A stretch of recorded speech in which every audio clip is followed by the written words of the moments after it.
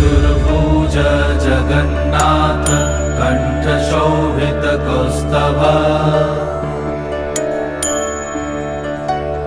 Padmanabha Vedgarbh चन्द्रसूर्य विलकना Jagannath Loknath नीलाद्रीश परहरि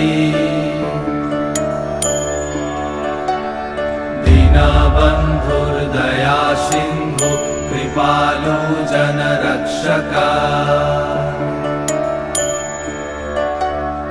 कम्बुपाणि Chakrapani Padmanabha नरत्तम्